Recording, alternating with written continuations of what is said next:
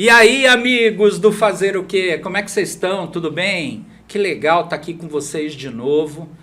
Chegar ao 9º episódio, né? Quanta gente bacana já passou por aqui, sempre com aquela inspiração central. Esse podcast é dedicado aos fazedores, aqueles que não ficam só no campo das ideias, aqueles que transformam as suas ideias em fatos, empresas, iniciativas e aqueles que nos ajudam a fazer as coisas.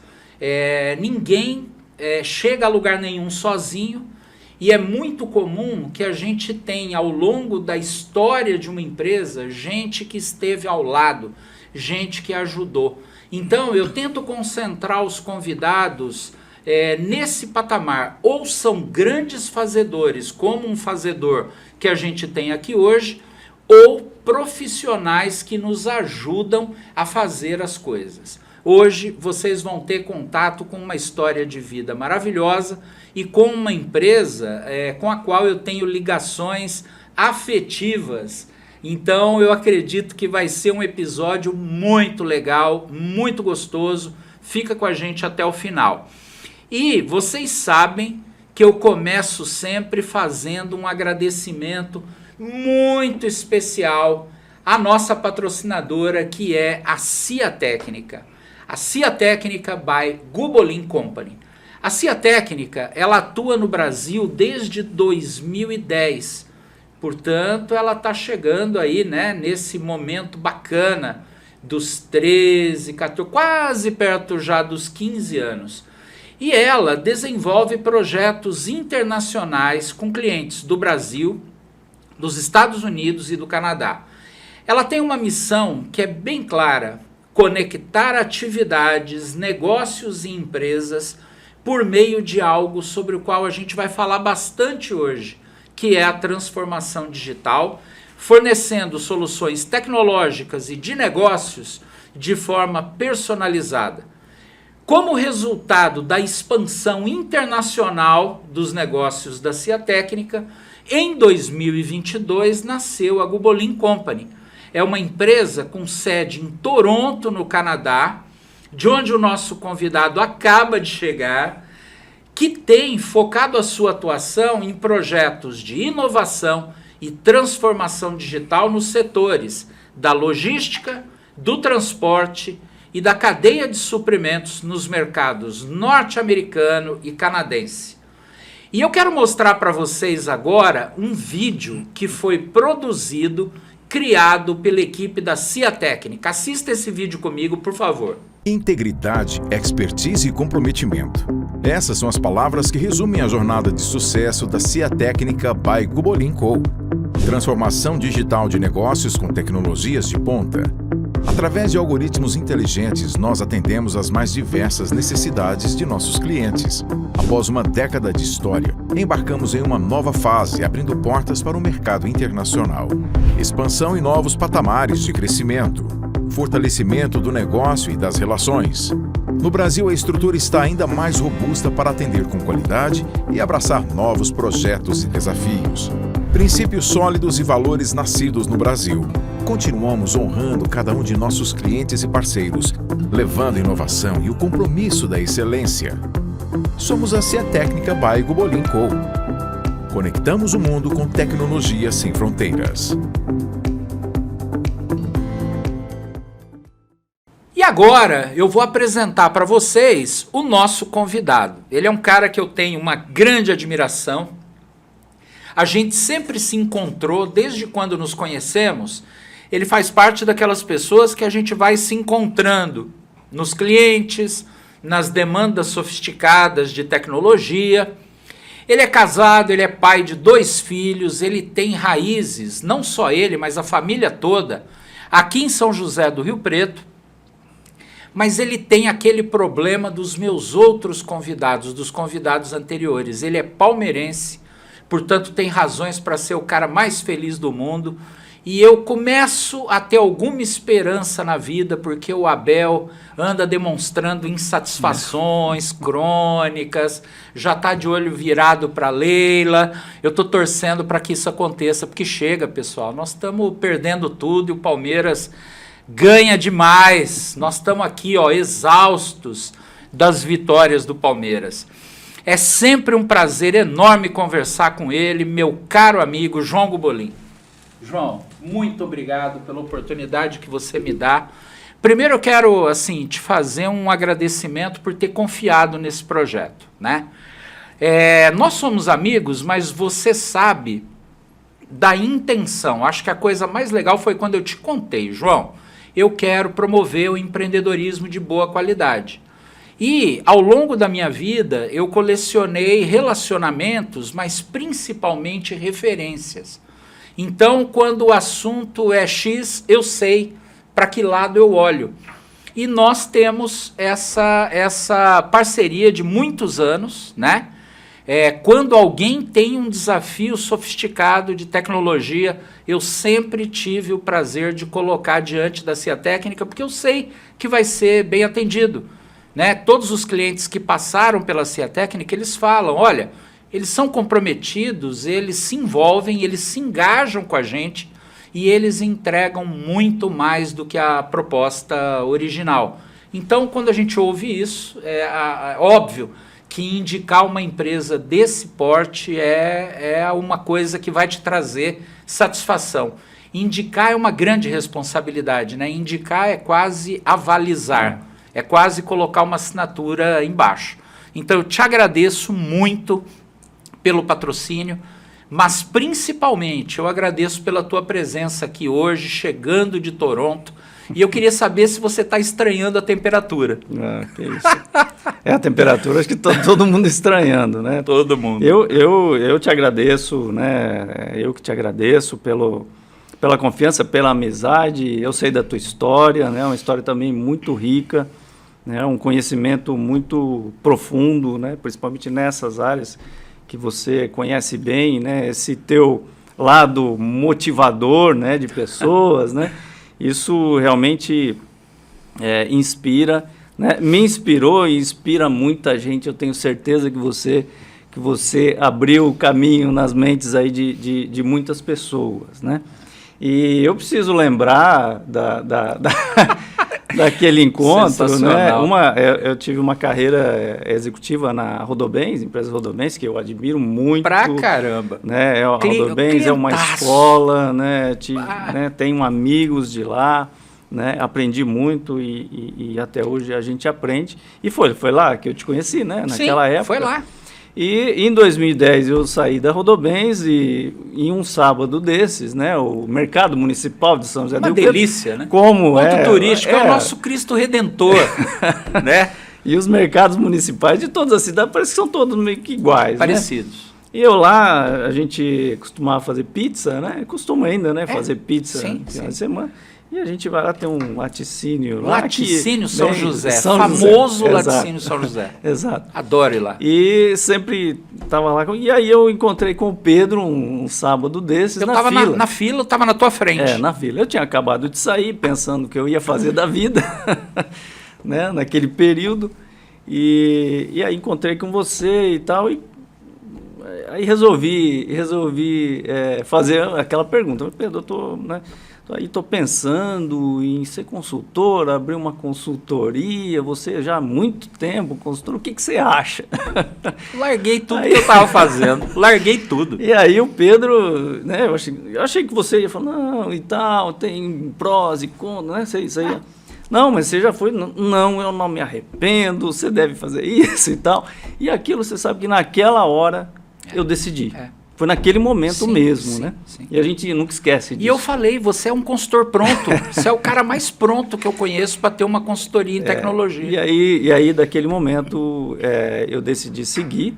Né? Como você falou, são 13 anos, 14 anos, aí, quase 14, né? Com a companhia técnica. Né? E agora, by Gubolin Co., a gente está num processo também que a gente tem uma outra marca lá fora, processo de mudança de marca, né?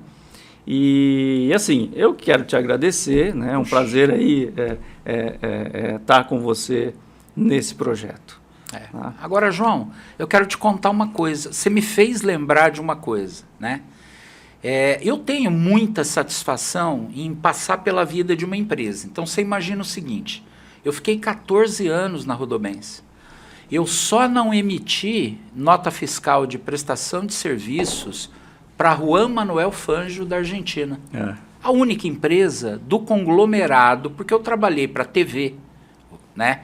Eu trabalhei para caminhões, eu trabalhei para as concessionárias Toyota, para as concessionárias Mercedes, eu trabalhei para o consórcio, trabalhei para seguros, todas as empresas do grupo. Não teve uma que eu não tenha trabalhado, né?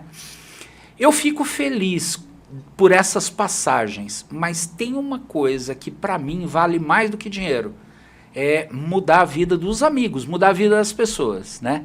Tem muitas histórias iguais a essa sua, porque, sabe aquele teste DISC? DISC lá, aquele, né? Um dia eu contratei esse teste DISC, né? Que eu estava num momento lá da minha vida e eu nunca vou esquecer. A pessoa olhou para mim e falou assim, olha, qualquer coisa que você faça fora da influência é perda de tempo. Olha que interessante. Esse negócio de a gente estar ali num momento despojado, num momento que não era profissional, nada, eram dois amigos se encontrando num sábado de manhã, e eu te falar com a mais plena convicção, falar, João, você é o consultor mais pronto que eu conheço, cara, você vai ser um sucesso com isso, faça, mas não hesite. E não falei de lado negativo nada, porque lado negativo é quando você não tem competência, quando você não tem qualificação. Mas você participou de toda a estruturação do ponto de vista tecnológico das empresas Rodobens, você participou do nascedouro de uma empresa que hoje fatura 7 bi por ano, né? É um monstro que atua no Brasil inteiro, atua fora do país. Então, que escola, né, que a Rodobens foi para tanta gente.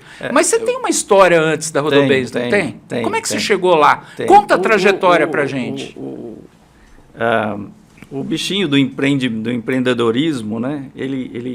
Eu acho que a pessoa pode aprender, sim, mas ele meio que nasce ali e fica te incomodando, né?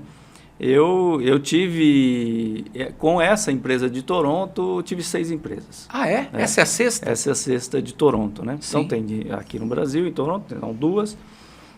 Antes dessas empresas eu tive 4 empresas, dessas 4... 2 eu vendi, né? E as outras eu fechei. Não quebrei, não. Fechou. Passei apertos. Não, fechou. Passei apertos, mas eu fechei. Né? Tive uma escola de inglês, uma escola de tecnologia, tive sucesso, né, nessas escolas. Decidi sair do negócio porque começaram, na época, a vir muitas empresas no mesmo ramo, né? O Senac acabou comigo. Quando o Senac começou a dar cursos de tecnologia, eu resolvi sair, porque a gente, na época, dava cursos mais elaborados, né? Que só o Senac depois começou a dar. Mas então eu estou no sexto. Nesse meio tempo, eu tive passagens pela Circular Santa Luzia, os jovens não conhecem hoje, mas é a empresa de transporte de São José do Rio Preto, aprendi muito lá, fiz amigos também, e depois passei 10 anos na Rodobens, que assim, como eu falei, admiro muito a Rodobens, acho que tem que ser motivo de orgulho para São José do Rio Preto.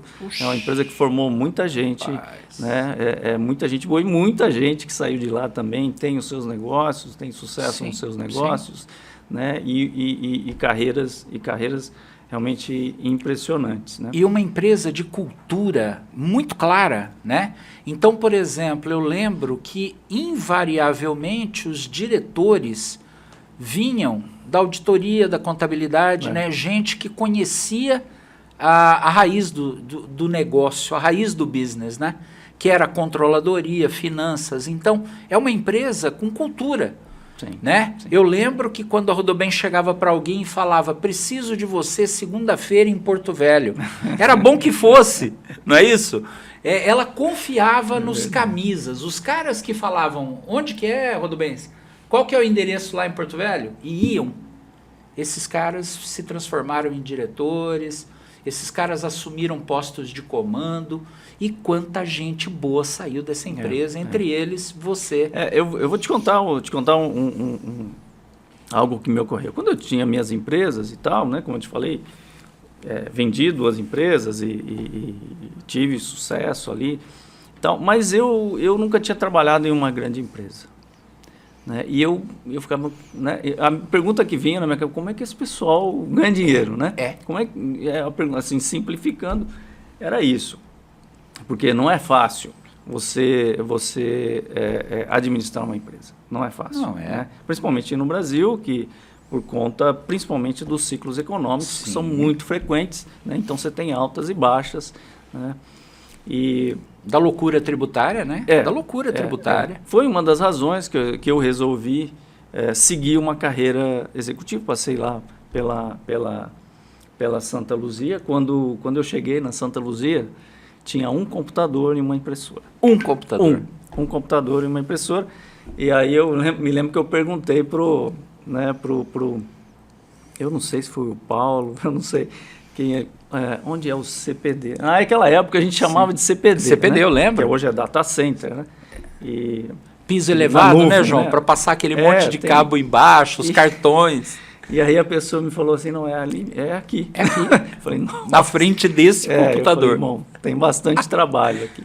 Quando eu saí de lá foi em 90 que eu saí de lá foi em 99, 2000, 2000, que eu entrei na Rodobens. Quando eu saí de lá, a gente tinha um site, não existia Google Maps na época. E a gente fez um site com um sistema de informações geográficas, tipo um Google Maps, né? Então as pessoas entravam, né? Você digitava a rua e ele te dava qual era a linha que passava naquela rua, naquele ponto. Eu nem sei se hoje existe isso. Foi o avô do Waze. Que legal. Então eu fui atrás, eu fiquei sabendo que a prefeitura... Eu nunca soube de uma prefeitura que oferecesse isso naquela época. Porque eu morava em São Paulo e lá era aquele guia dessa grossura, você lembra? Que a gente tinha que abrir e ficar olhando lembro. A conjugação das páginas para chegar nos lugares. Né? Então, eu fiquei sabendo que a prefeitura tinha feito um mapeamento digital da cidade, né, de São José do Rio Preto, mas estava parado lá e ninguém estava usando isso.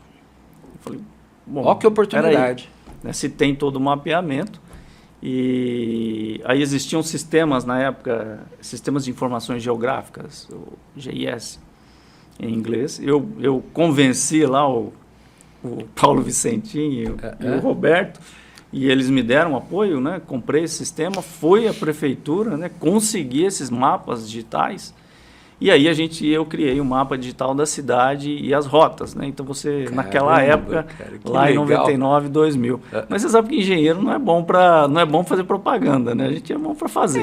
Mas fazer propaganda não, infelizmente não teve tanta divulgação. Repercussão na época, mas as pessoas usavam muito. Né? Eu acompanhava o site a cada dia, o site tinha mais... Pegasse aquela época um cidadão desses do storytelling hoje e essa ideia seria nacional, né? Muito legal. E aí voltando lá a Rodobens, então eu fiz vários cursos de pós-graduação, né? Eu sempre gostei de administração, acho que eu tenho 5 cursos de pós aí. E sempre gostei disso. Você gosta de estudar, né, João? Você gosta de estudar. Você não resiste a um curso. Então, né? Mas meu irmão fala para mim, para de estudar, você está estudando demais, para, porque... Cara, mas é bom, né? Eu estou pensando em fazer um outro curso lá. Você vai fazer inevitavelmente. E aí, eu tive sorte lá de trabalhar na Rodovia, porque aí eu vi na prática a teoria que eu tinha aprendido, né? Porque a Rodobens, ela realmente ela trabalha com administração baseada em contabilidade, baseada em conceitos muito consistentes, né? E são esses conceitos que eu usei para minha empresa. Para a sua, né? Para minha empresa. Então a gente teve alguns crescimentos, alguns saltos, né? Então até 2014, mais ou menos, nós éramos uma empresa aí de R$100 mil, né? O colega lá e o outro, uma meia dúzia de pessoas. E aí depois a gente saltou de 100 para 300, foi um salto importante, de 300 para sei lá, 600 mensais. Aí a gente deu esses saltos, o que eu quero dizer assim, que esses saltos, o empreendedor ele precisa prestar atenção, porque são saltos que você corre alguns riscos. Você tem que calcular esses riscos, você tem que se preparar para isso, você tem que entender, né, que se você tem uma conta corrente, um fluxo de caixa que você vive lá com, sei lá, 50 mil reais no banco, não é mais 50 mil reais. Verdade. Né? Então, você tem que prestar bastante atenção nisso. Quanta gente quebra por fechar rápido, né? Por crescer muito rápido. Quebra por crescer muito rápido. Agora, João, tem conceitos lá da Rodobens, eu estava te ouvindo aqui, que era coisa assim que veio do seu Valdemar, né? Aquele negócio de política de caixa, né? Negócios por demanda, né? O negócio ele tem que ser tocado no dia a dia para baixa demanda, né? Quando vende muito, você ganha dinheiro, mas quando para de vender, você não quebra. Você tem a situação sob controle, né? Aquele negócio do seu Valdemar que era assim, se a empresa não tem condição de pagar impostos, é melhor fechá-la, né? Fecha essa empresa se ela não tem condição se ela não está conseguindo nem pagar imposto, é melhor fechar. Aquele negócio da despesa, que é que nem unha, tem que cortar toda semana. Isso eu escutei 14 anos.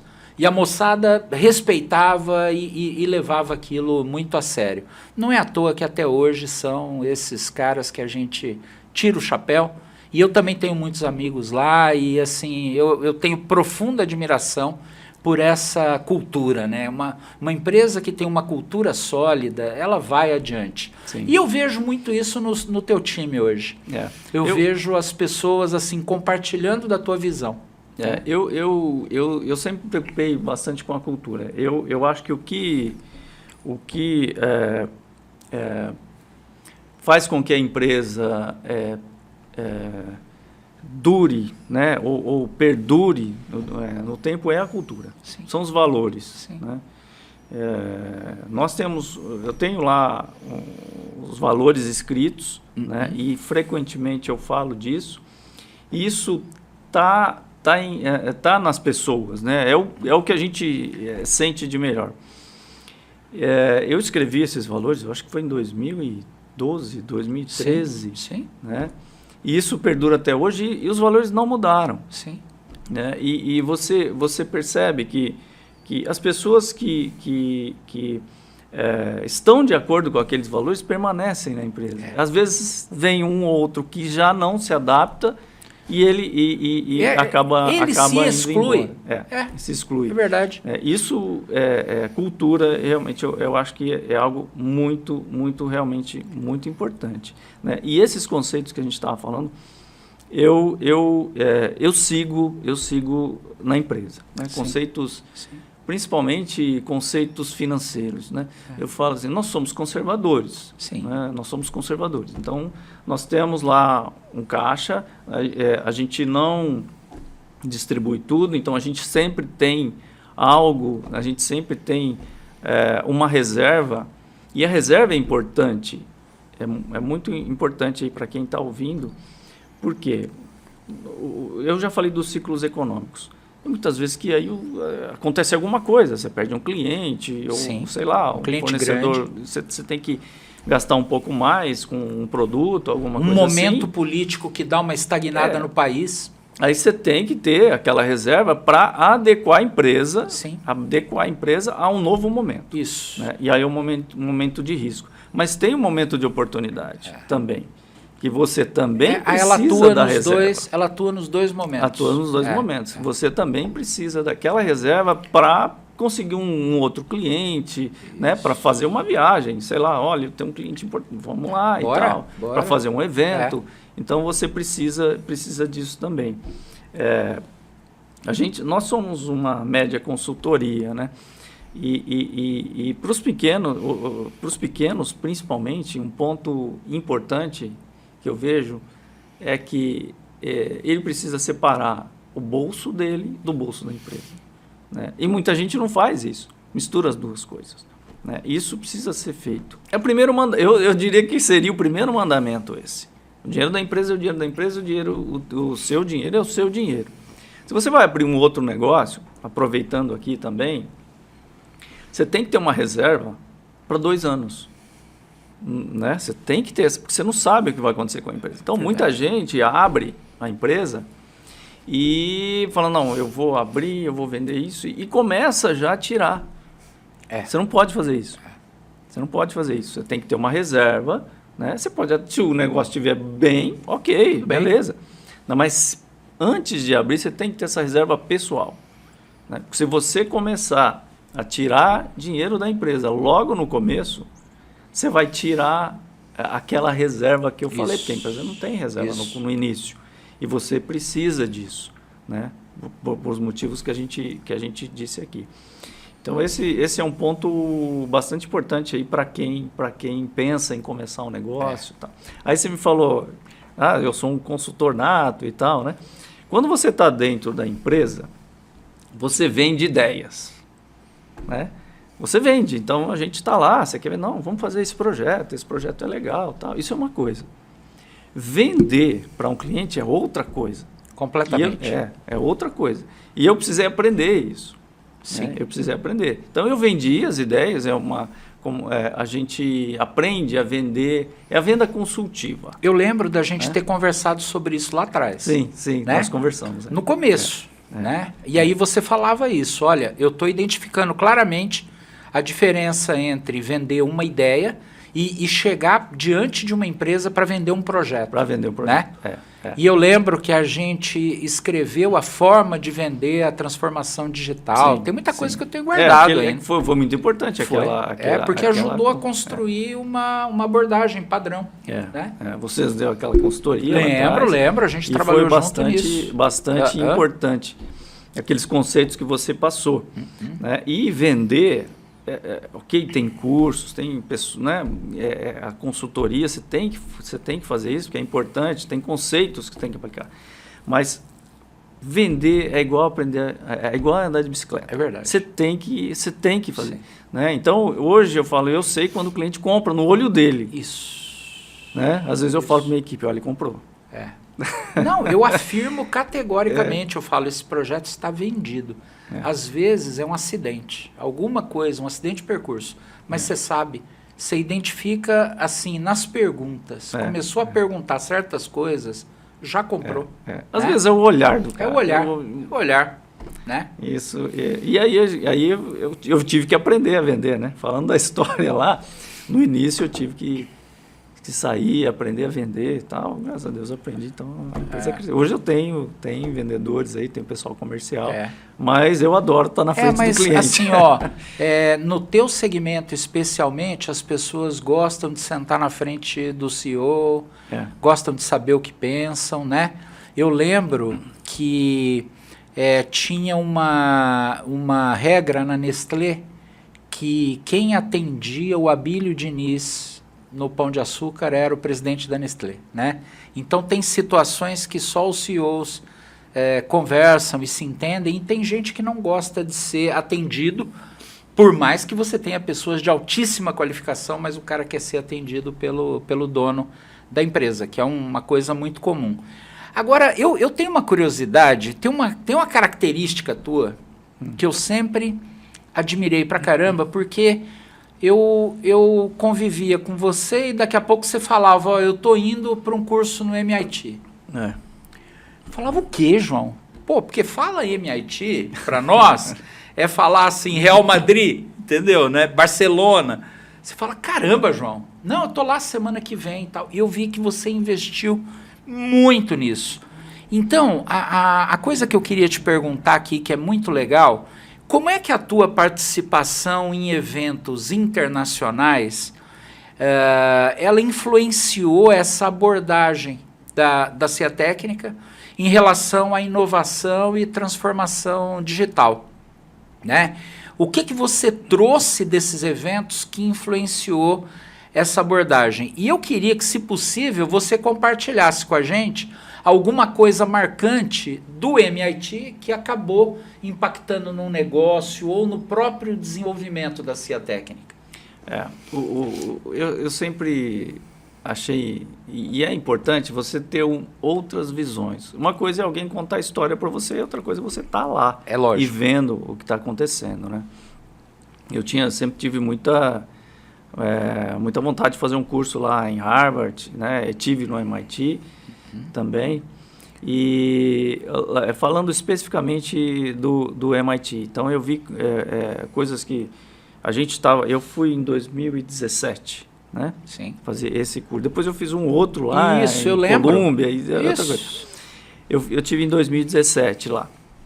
E uma coisa que me impressionou, em 2017 a gente estava falando de inovação e tal. No Brasil, esse negócio estava começando ali a acontecer, né? Eu acredito que ali, a partir de 2015, o pessoal estava começando a se interessar e realmente usar isso, criar comunidades, ecossistemas de inovação, aceleradoras, tudo.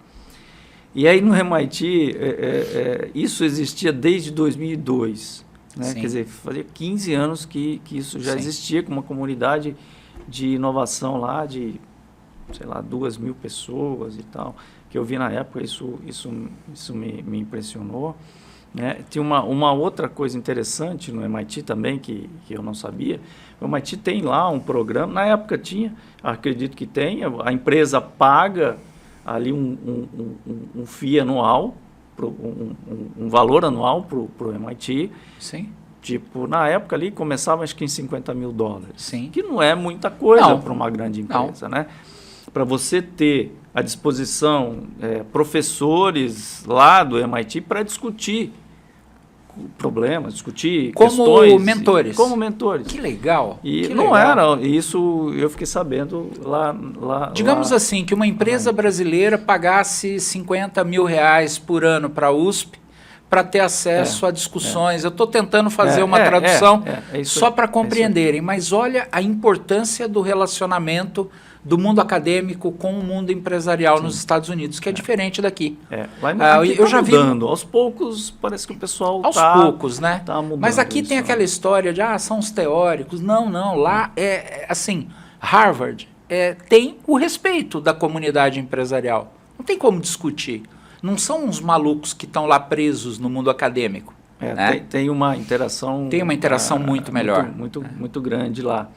Né? Então, MIT, fiz um curso em Harvard com um conteúdo assim que você fica maluco de tanto conteúdo e esse cara, ele criou, você lembra dos departamentos de inovação que muitas empresas criaram? Sim. Né? Células, né? Setores, departamentos mesmo de inovação. O Cubo lá em São Paulo, no ITA e tal.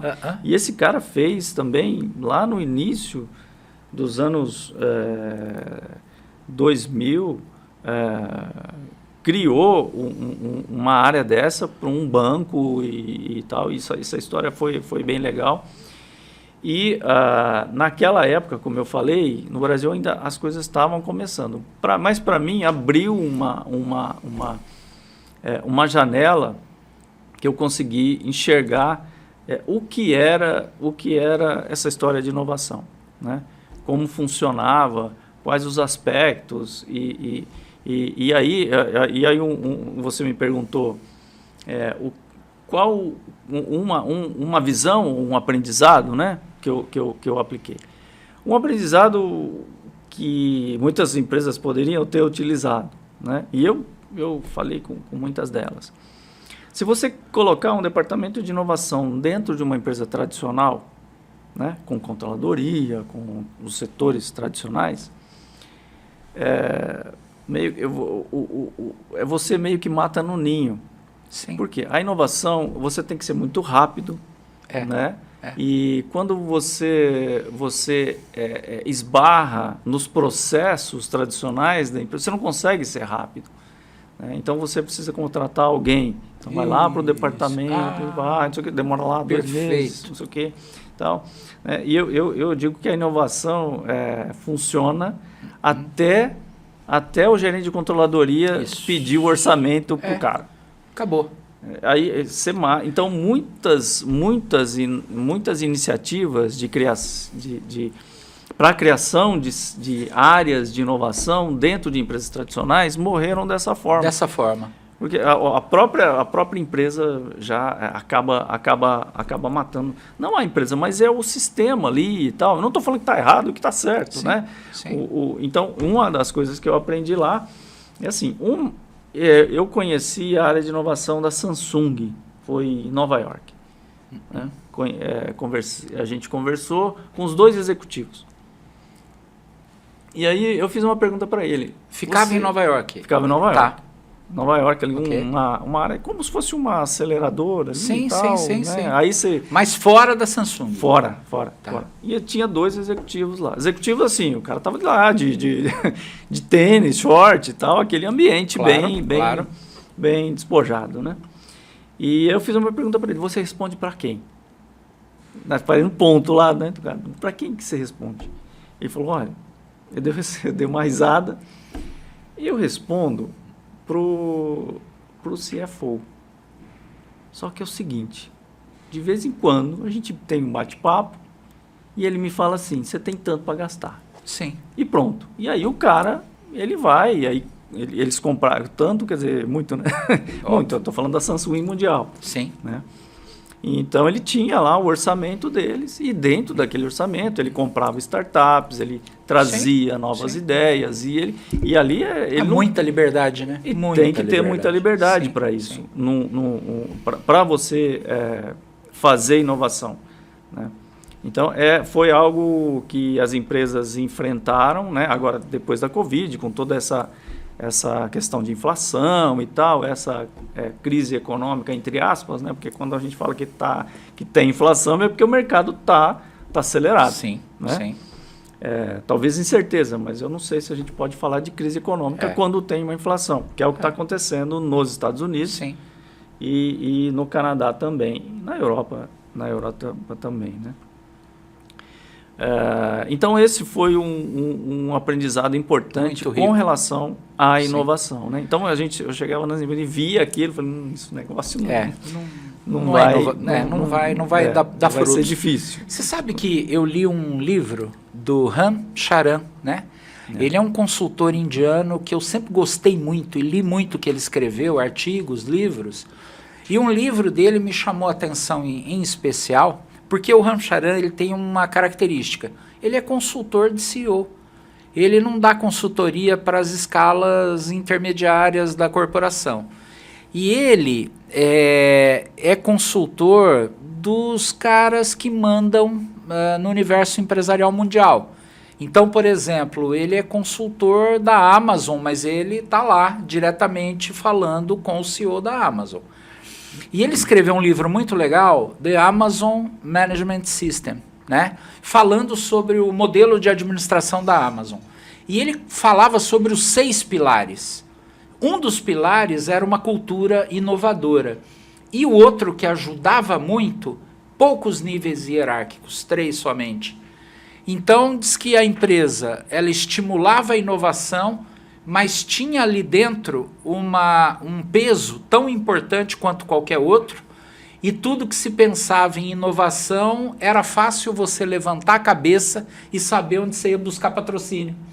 Olha que legal, uma empresa onde você cria e já sabe onde vai buscar o patrocínio, o budget para transformar aquela ideia em verdade, né? Então, isso que você está dizendo é uma prova de que num ambiente convencional, submetido às regras do jogo, aos budgets trancados, não sai inovação nenhuma, João. E a cobrança convencional, né?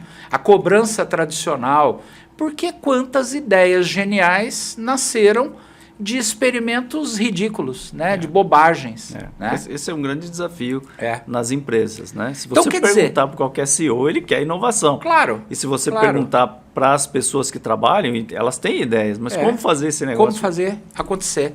E essa história da Samsung é fabulosa, né?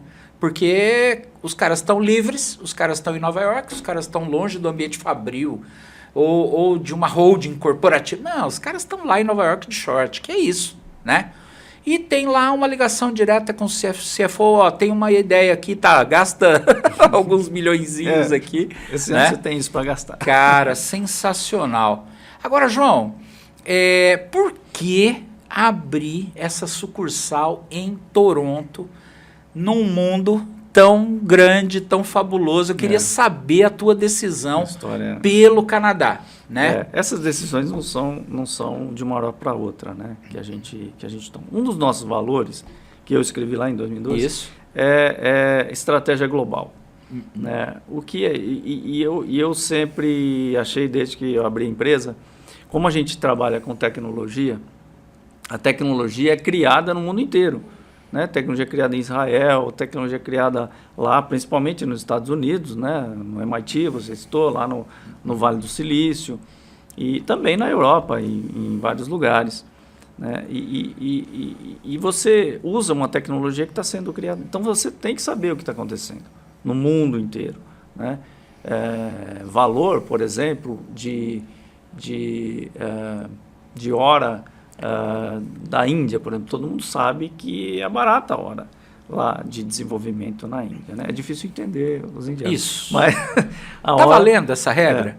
Eu vou dormir e o indiano começa a trabalhar? Tá valendo? Ainda tem muita empresa, mas eles esbarram no sotaque do indiano. Sim, é difícil realmente, até para o americano entender. Sim. Então, muitos americanos não querem, né, falar porque é difícil entender, principalmente no telefone. Né? E aí tem a característica da cultura, né, deles. Então, para você passar algum software para ser desenvolvido lá, você tem que passar tudo certinho, porque o cara vai fazer exatamente aquilo. Tá. Né? E é difícil, aí você acaba fazendo 2 vezes. Tá?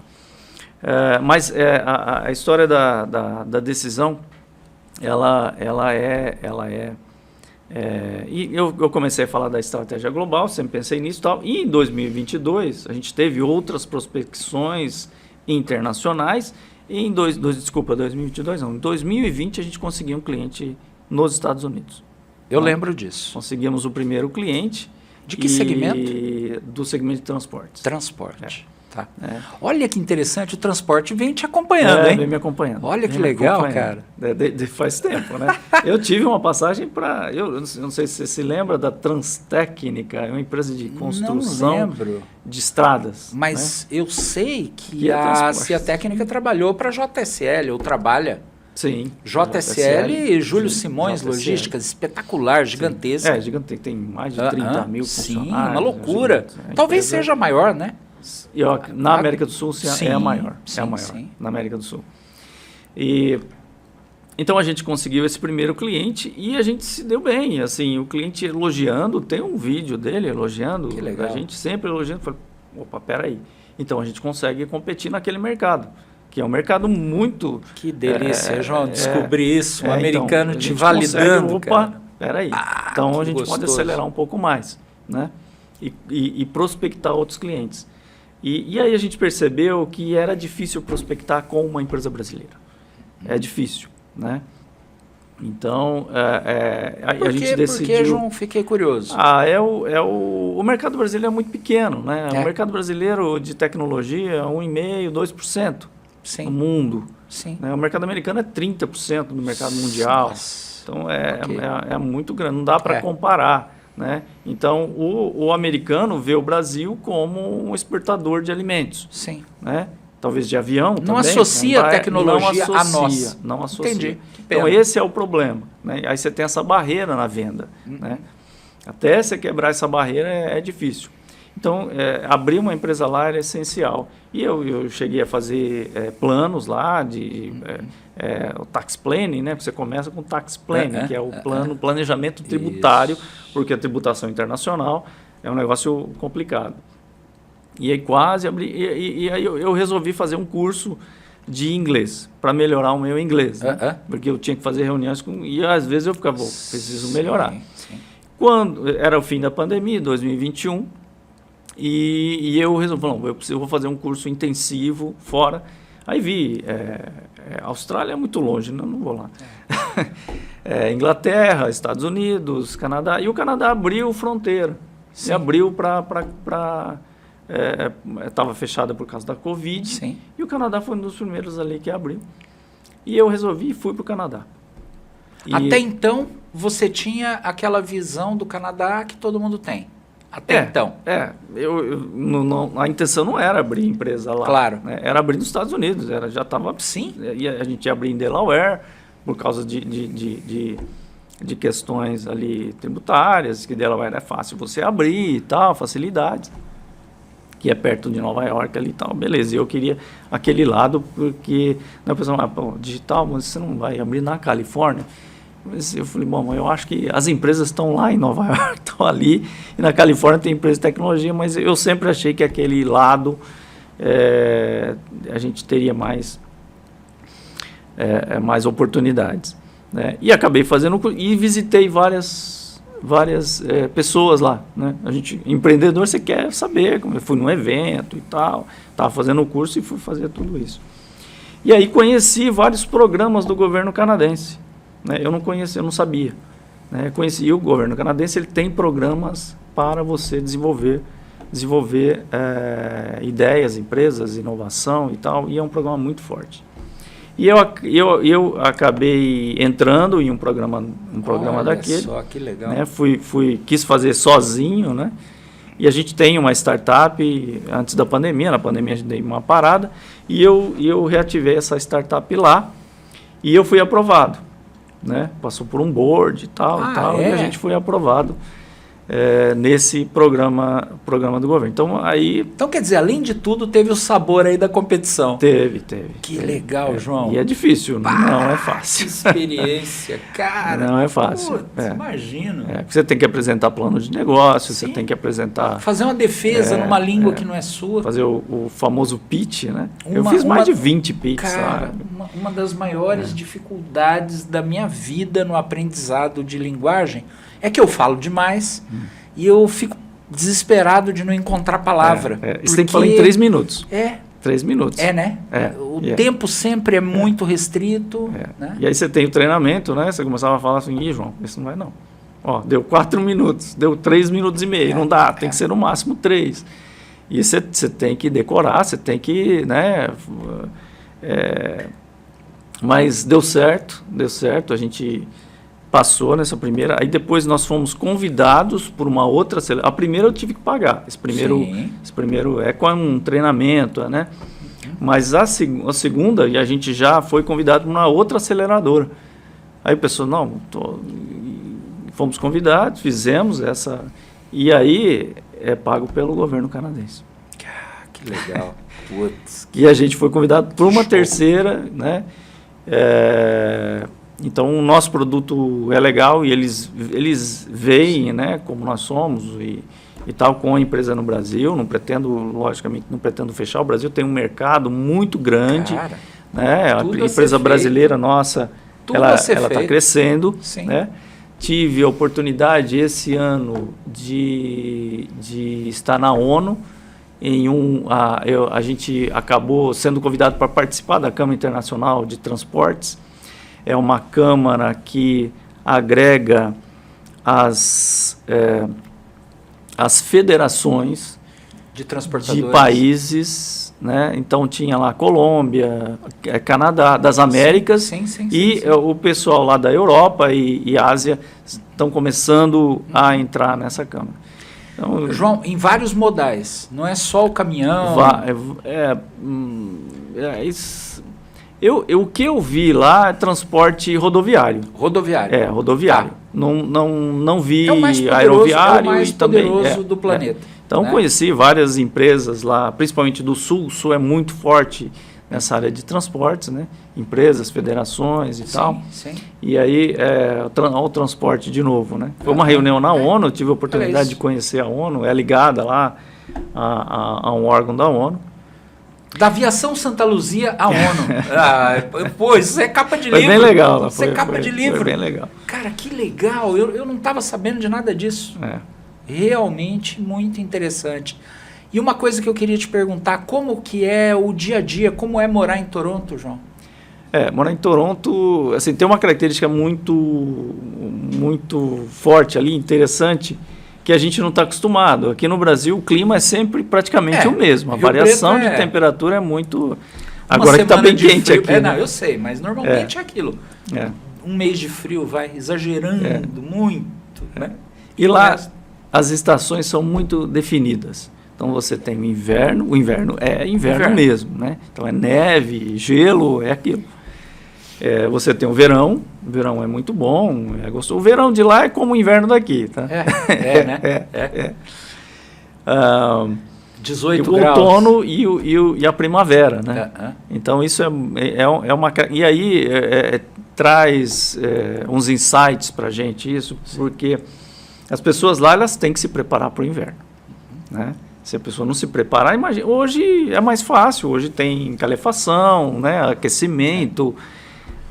mas você imagina há 50, 100 anos atrás, né? Ou 100 anos, 150 anos atrás, não existia isso. É verdade. Então as pessoas tinham que guardar alimento, as pessoas tinham que ter lenha para queimar, senão elas morriam. Né?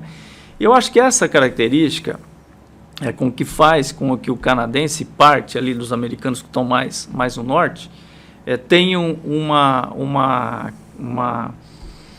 aspecto e uma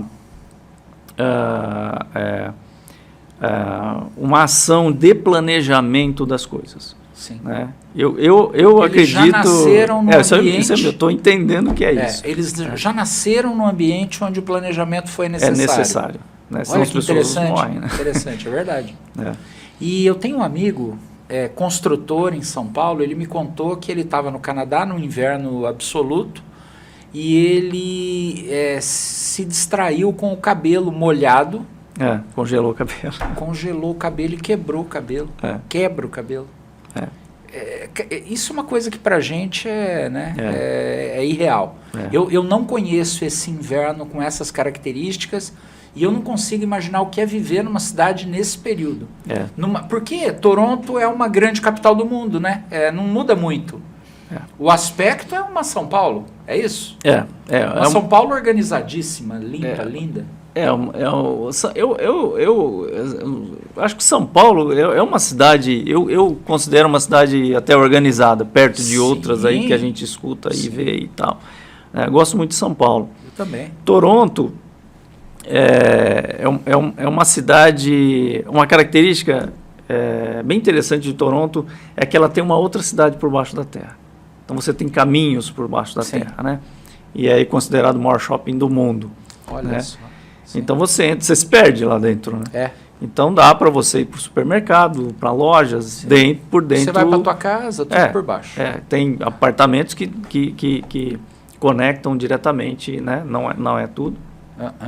Não são todos os imóveis. Então, em certas situações, você precisa pegar um trechinho de rua. Sim, dependendo de onde você mora. Ok. Né? Dependendo de onde você mora, sim. E aí é uma característica também que eu não sabia só indo lá, mas que você vai saber, né? Porque aqui você tem blusa de frio e tal. Essas blusas nossas não servem para lá. Não.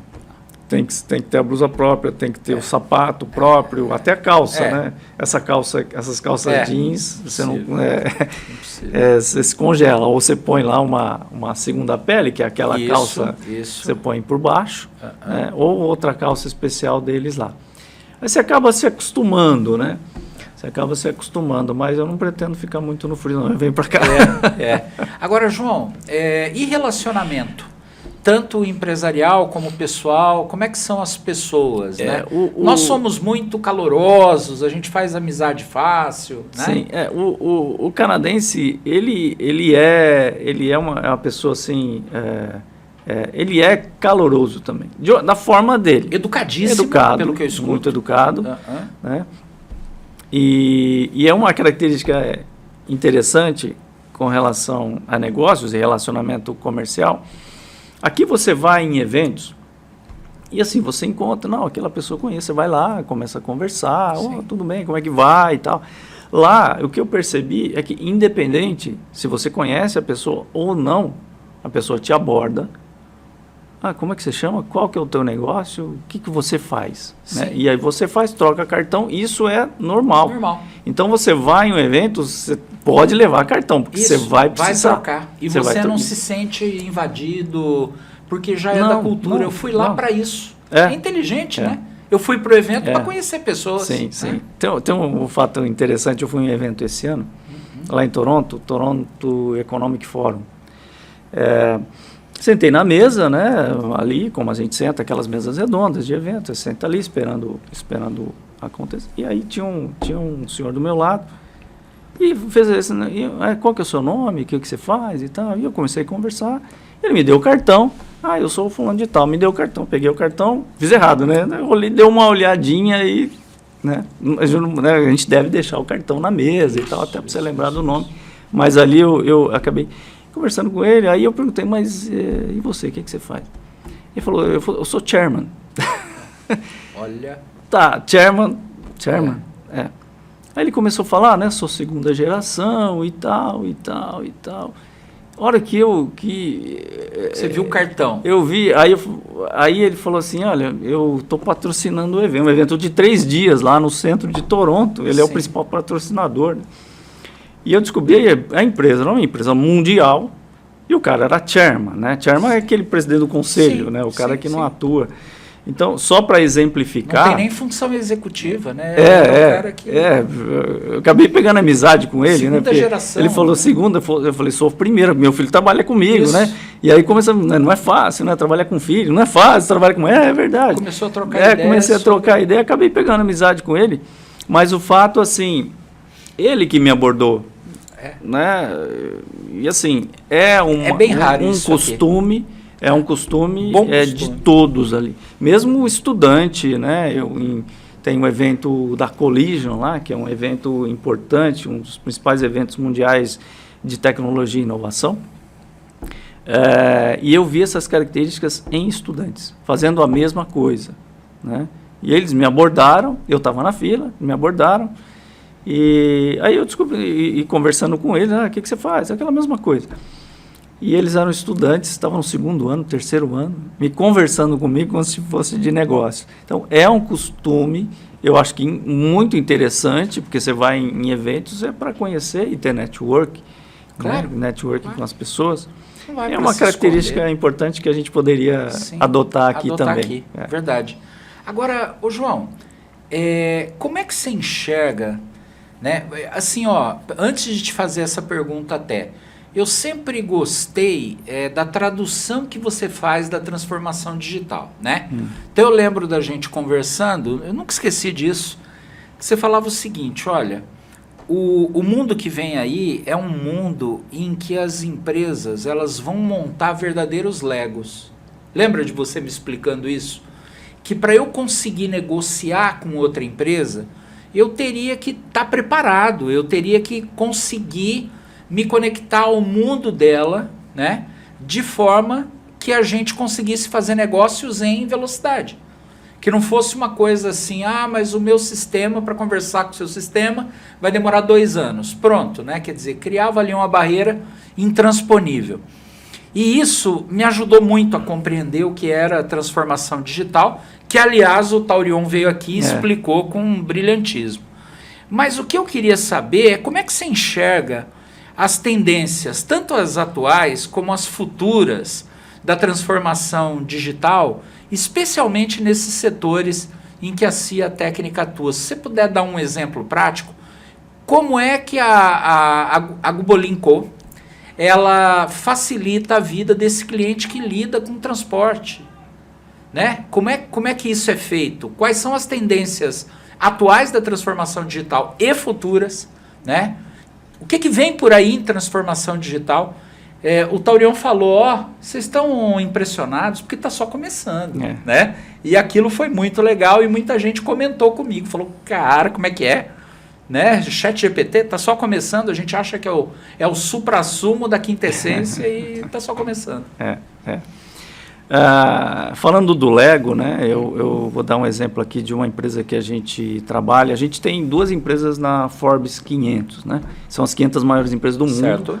Nós temos o nosso na nossa carteira de clientes, 2 delas. E uma delas, eu não sei se é a primeira no mundo de distribuição de software e equipamentos de tecnologia, que é a Ingram, né? Sim. Uma empresa americana e está presente no mundo inteiro. Um cliente importante para a gente. O trabalho que a gente faz lá é conectar com os parceiros e os fornecedores da Ingram, né? É realmente fazer esse Lego, né? Então esse é um exemplo. Falando de tendências, o Lego uma analogia importante em sistemas. O teu sistema, ele precisa estar conectado, ele precisa ter a capacidade de se comunicar com outros sistemas, né? Senão você tem que pegar aqui e digitar ali. Não é o ideal. Essa capacidade, ela exige que o seu sistema esteja estruturado para isso. Não são todos os sistemas que são assim, né? Então, tem muitos sistemas que são monobloco, como a gente diz, né? Difíceis de você conectar. Tem tecnologias que facilitam muito isso, né? Que é o RPA, por exemplo, o Robot Process Automation, ou você pode criar um hub lá de integração, né? Como se fosse uma régua de tomadas, mais ou menos, falando para o pessoal entender. Um hub tecnicamente a gente chama de hub de integração. A gente tem um produto que é o G-Hub, que a gente lançou lá no Canadá, que tem cliente no Canadá. Já tem certo tempo, né? Tem. E aí eu relancei lá, focado para o setor de transportes. O setor de transportes... E o G-Hub caiu como uma luva lá também. Sim. Porque ele facilita essa comunicação. É outra validação internacional para aquilo que vocês criaram. Sim, foi o que foi aprovado junto com todo o nosso negócio lá fora nas aceleradoras que eu te falei. Né? E o G-Hub, ele conecta o dispositivo que está dentro do veículo, dentro do caminhão, com os sistemas. Sim. Né? Então, a gente tem essa comunicação. Tem um projeto, por exemplo, que sai um pouco da área de transporte, que é o rastreamento de containers. Sim. Então, tem um cliente que trabalha com sucata, né? E existe um protocolo, uma exigência da comunidade europeia, se eu não me engano, não sei se mas eu acredito que seja da comunidade europeia, que esse container com sucata tem que ser rastreado para saber onde é que ele vai. É um projeto que a gente está trabalhando lá através do G-Hub. Vamos falar de futuro, né? Como você citou aí o ChatGPT. O ChatGPT é só o começo, né? Que a gente está usando e tem que usar mesmo, né? Tem que saber usar, né? Como qualquer ferramenta, tem que saber usar, né? Se você pode usar para o bem, você pode usar para o mal, pode usar também de uma forma errada. Essa inteligência artificial, nós temos acesso hoje para pedir coisas para ela. Nos próximos anos, 3 a 5 anos, essa inteligência artificial vai ter que se conectar aos sistemas. Se o sistema não tiver ali a capacidade, como a gente falou, do Lego, como é que você vai conectar essa inteligência artificial aos sistemas, né? E a gente está chamando de copilot. É um copiloto, né? Você tem o seu sistema aqui, SAP, TOTOS, que seja, e você vai ter do lado um copiloto, uma inteligência artificial trabalhando com esse sistema. Isso vai acontecer, né? Isso vai acontecer. Então é o futuro que a gente vai ver. Então a demanda de tecnologia, ela vai só aumentar, né? E as empresas precisam mais ainda olhar para isso, porque isso demora tempo para você estruturar esses sistemas dentro da sua empresa, né? Configurar, não é simplesmente pegar um TOTOS, SAP, o que seja, e colocar ali e vai funcionar da noite para o dia. A gente sabe que não é assim, né? Você tem que adaptar, você tem que configurar, você tem às vezes criar outros sistemas também porque nenhuma empresa é igual a outra, né? Se fosse todo mundo igual, então... mas cada empresa tem a sua identidade. Então, eu já vi muita gente decidindo compra de SAP, de TOTOS, como solução definitiva para todos os problemas da companhia, entendeu? Que é uma ilusão, né? É uma ilusão. É uma ilusão. A gente sabe que se não houver uma adaptação muito individualizada, é por isso que lá na tua missão você fala de solução customizada mesmo, caso a caso. Né? Não é algo que vai lá, entrega, vira as costas, né? Não existe isso. Sim. Precisa daquele envolvimento, conhecer aquele cliente num nível de profundidade fabuloso. Sim. Nós temos clientes médios e grandes, né? Como eu falei da Ingra e outros aí. A própria Rodobens é a nossa cliente. E clientes médios. O que a gente fala para os clientes médios? A tecnologia, a rédea da tecnologia, a gestão da tecnologia tem que estar com o dono da empresa, o CEO, o conselho, a estratégia de tecnologia. Então, o cara precisa entender isso. Lógico, ele não vai programar, não é isso que eu estou falando. Não. Mas ele precisa entender a estratégia de tecnologia, né, para onde isso vai, né? E até para ele internamente conseguir colocar ali os executivos, as áreas e tal. Então, hoje, com o e-commerce, né? Uma empresa que não tem nenhum e-commerce tem muita dificuldade. Né? Nem sei se consegue. Pois é. Porque está concorrendo com o mundo inteiro, com a China, está concorrendo... Eu estava vindo com a minha filha para cá e a gente estava conversando sobre isso, né? O velho varejo está dando sinais de fraqueza. Não só pelos balanços criativos aí que a gente andou tendo essas questões, mas assim, a gente vê, por exemplo, quando eu olho para uma loja do velho varejo dentro de um shopping, eu não vejo ninguém lá dentro. Eu vejo aqueles 4, 5, 6 vendedores.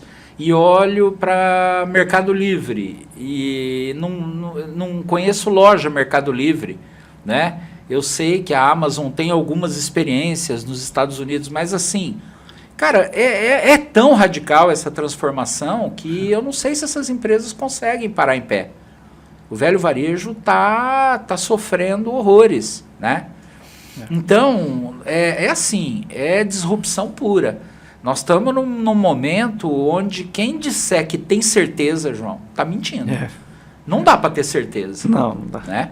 E tem algum outro setor que vocês estão prospectando? Porque assim, no transporte, pelo que eu vi, vocês estão voando. Né? E tem algum outro setor de atividade de lá que você está olhando com interesse? A gente resolveu focar em transportes. Tá. Lá nos Estados Unidos bom nichar, né? E no Canadá. Aí, o mercado lá ele é um mercado mais estruturado.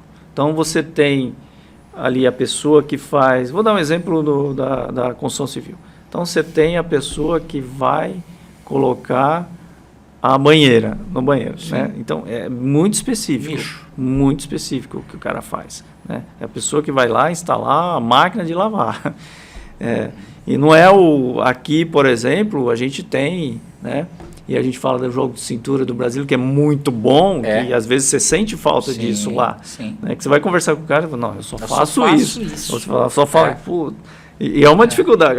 Eu senti isso lá, a gente sente essa dificuldade. E aqui no Brasil a gente meio que faz várias coisas, você meio que, né? Tem que se virar.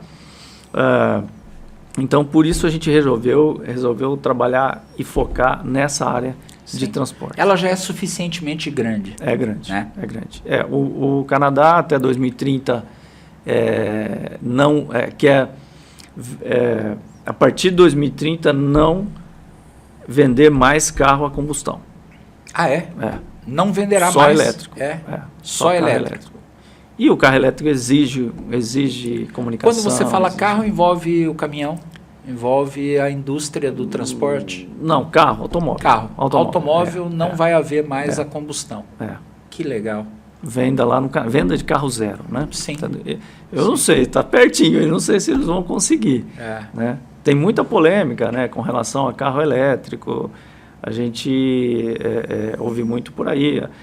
Tem a polêmica com relação à emissão de carbono, né? Muitos dizem que o carro elétrico emite mais, porque para você fabricar o carro elétrico ou para disponibilizar energia em todos os lugares, você vai gastar mais carbono. Tem muita polêmica nisso, né? Mas eles estão apostando, assim como a Europa também está apostando em coisa parecida. Assim. Isso vai exigir muita tecnologia. Nossa, muita tecnologia. Agora, João, nós temos um momento aqui que é o momento que a gente chama de fazer o quê? Né? É uma característica desde o primeiro episódio.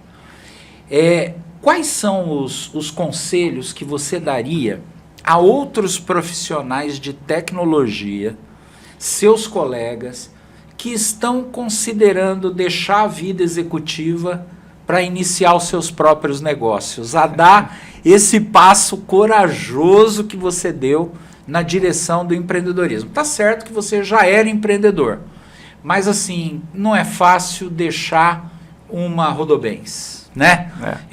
Tantos colegas teus estão aí no mercado, em corporações respeitadas, mas o coração tá voando lá para Toronto, lá para Nova York.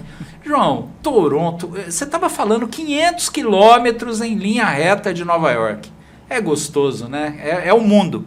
Você está ali numa visão internacionalizada ao máximo, né? E para tomar essa decisão, quais são os conselhos que você acha que você acha não, que você pode dar para quem considera essa hipótese? Eu já falei de principalmente de aí, né? Do pé de meia, ele tem que ter um pé de meia, né? Eu considero 2 anos é um bom prazo.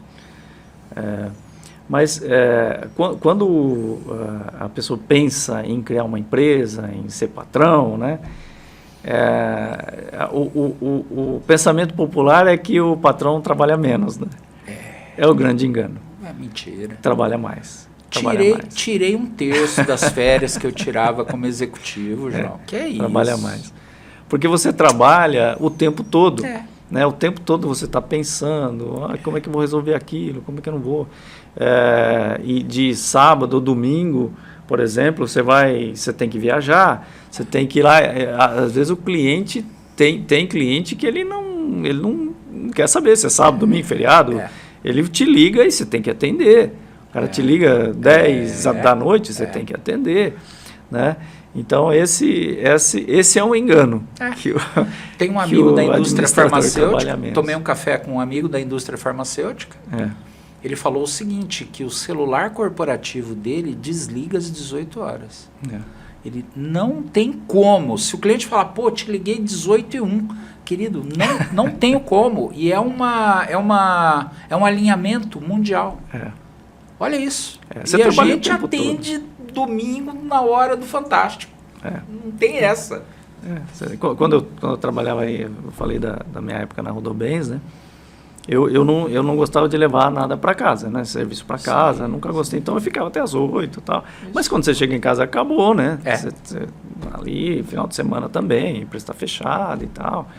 Né? Raríssimas vezes teve alguma coisa, algum sistema lá, alguma coisa que aconteceu que a gente tem que atuar.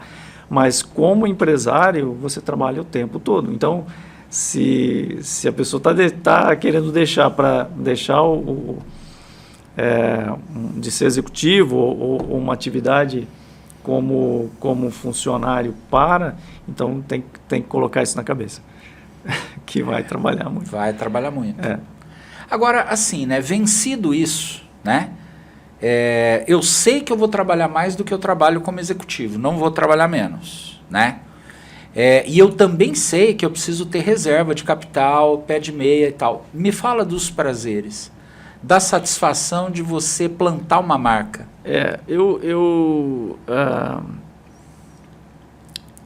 Eu vou falar, é como o prazer de venda. Né?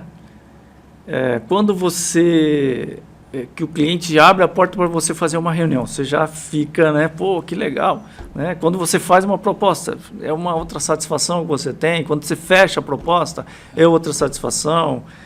Quando você contrata um funcionário, é outra satisfação. Hoje a gente tem 60 colaboradores, né?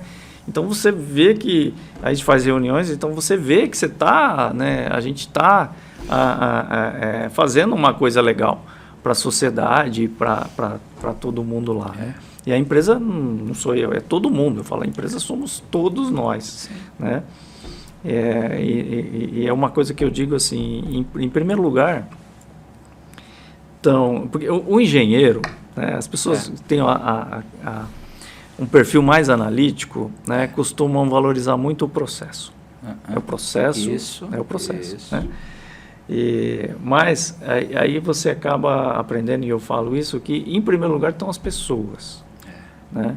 E são as pessoas que dão o resultado. Então, em segundo lugar, está o resultado. Em terceiro, está o processo, que é importantíssimo também. Mas ele não resolve tudo. Então, você tem que ter a pessoa ali para decidir em situações que o processo não está resolvendo ou não vai resolver. Né? Então, eu sempre digo isso. Né? E quando a pessoa insiste no processo, aí eu falo assim, então tá bom. Então, você tira todo mundo e põe pessoal diferente e põe o teu processo, vê se vai funcionar. Não vai. Não vai. Eu lembro o Dr. Valdemar, né? Senhor Valdemar, saudoso senhor Valdemar, nós fizemos um evento no Hotel Almenate, né?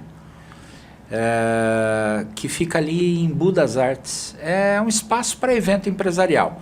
E ele foi lá fazer o encerramento e foi recebido com muito calor, com muito amor. A empresa gostava muito dele, né? E eu lembro que ele disse uma coisa maravilhosa. Ele falou, olha, se Deus me chamasse à sua presença e dissesse, Valdemar, eu te dou duas alternativas, ou as pessoas ou o capital. Eu não hesitaria em ficar com as pessoas, porque com elas eu faria o capital novamente. Né? Pô, aquilo derrubou o auditório, né? Galera chorando. Imagina isso, galera chorando, né? De, pô, esse é o meu presidente, né? Que legal, que história bacana. Agora, João, só para fechar, na fila do Mercadão, você jamais imaginou que 13 anos depois sua empresa estaria no Canadá. Você sabe que eu pensei nisso vindo para cá? Jamais, né? Nem nos seus melhores sonhos. Não, né? Jamais. Essa é a magia do empreendedorismo, né? Por isso que eu vivo dizendo para as pessoas o seguinte, fazer de forma consistente, mas fazer. Acho que a pior sensação é a de não ter tentado, né?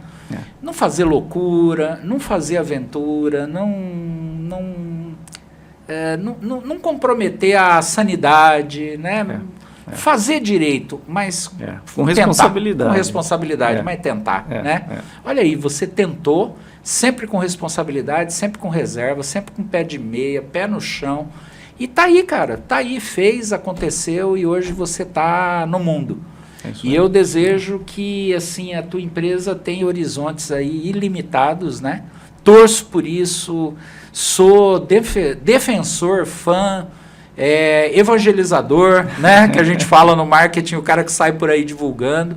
E eu agradeço demais essa oportunidade, né? De ter te entrevistado nesse podcast. Eu que agradeço novamente, né? E agradeço novamente lá no Mercadão, a motivação lá, a força que você me deu. E pretendo manter por muito tempo, né? Assim, é legado, né? Eu falei para os filhos, eu aprendi tanta coisa e eu nunca aprendi assim por minha capacidade. Eu aprendi observando, né? Aprendi vendo pessoas. Então, está sendo uma experiência muito rica. João, legal. Obrigado. Foi sensacional. Eu que agradeço, Pedro. Cara, obrigado. Demais. Te agradeço do fundo do meu coração pelo patrocínio, pelo apoio, né? Agradeço, peço para você publicar aqui a CIA Técnica, né? Colocar o logo da CIA Técnica, by Gubolin Co, né? E, pessoal, vocês sabem, né? Você está assistindo hoje no YouTube e amanhã você sabe que estará também no Spotify. O que eu peço para você, né? A moeda de troca das redes sociais é curtir, é compartilhar, é mandar para aquele teu amigo que está querendo empreender, é ativar o sininho, é dar o joinha. Ajude a gente a crescer. Alguns episódios nossos já estão próximos de 5.000 visualizações no YouTube, o que não é pouco para um podcast tão novo, tá? Nós estamos chegando aí na 10ª edição. Obrigado a você que nos acompanha. Eu te agradeço profundamente. Participe sempre com a gente. E, João, mais uma vez, obrigado pela presença. Tchau, tchau, pessoal. Obrigado. Um grande abraço. Tchau, tchau.